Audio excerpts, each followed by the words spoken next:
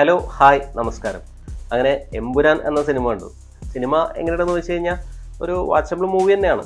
പക്ഷേ ഇതിൻ്റെ first പാർട്ടായ ലൂസിഫറായിട്ട് compare ചെയ്യുമ്പോൾ ലൂസിഫറാണ് ഒരു ബെറ്റർ ഫിലിമായിട്ട് തോന്നിയത്. ഇത് ലൂസിഫറിൻ്റെ ഒരു താഴെ നിൽക്കുന്ന ഒരു ഫിലിം. എന്നാലും ഇത് ഒരു മോശം സിനിമയല്ല, ഒരു കൊമേഴ്ഷ്യൽ ആക്ഷൻ മൂവി തന്നെയാണ്, ഒരു വാച്ചബിൾ മൂവി. പിന്നെ ഈ ഫിലിമിൽ എടുത്തു പറയേണ്ട ഒരു കാര്യം എന്ന് പറഞ്ഞാൽ സിനിമയുടെ പ്രൊഡക്ഷൻ ക്വാളിറ്റിയാണ്. അടിപൊളിയാണ്. ഫ്രെയിംസും കാര്യങ്ങളൊക്കെ, ആ ഒരു റിച്ച്നെസ്, ഇവർ ഇത്രയും ബഡ്ജറ്റ് ഈ സിനിമയിൽ മുടക്കി എന്നുള്ളത്, ആ ഒരു റിച്ച്നെസ് നമുക്ക് എല്ലാ ഫ്രെയിമിലും കാണാൻ പറ്റും. പെർഫോമൻസിലേക്ക് വന്നു കഴിഞ്ഞാൽ ലാലേട്ടൻ അടിപൊളിയായിട്ട് തന്നെ ചെയ്തേക്കണം.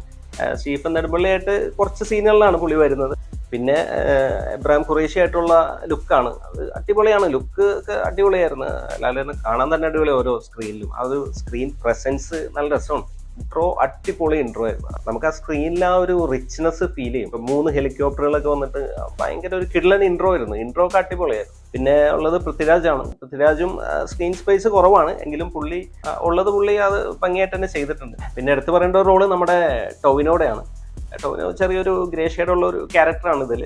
മൊത്തത്തിൽ എമ്പുരാൻ ഫിലിം കണ്ടപ്പോൾ നമ്മൾ ലൂസിഫർ കണ്ടിട്ട് എന്ത് പ്രതീക്ഷിച്ചാണോ എമ്പുരാന് പോകുന്നത്, ആ ഒരു ഹൈ മൊമെന്റ്സ് കിട്ടിയില്ല എന്നുള്ളൂ. പക്ഷേ സിനിമ ഒക്കെയാണ്, ഒരു വൺ ടൈം വാച്ചബിൾ മൂവിയാണ്.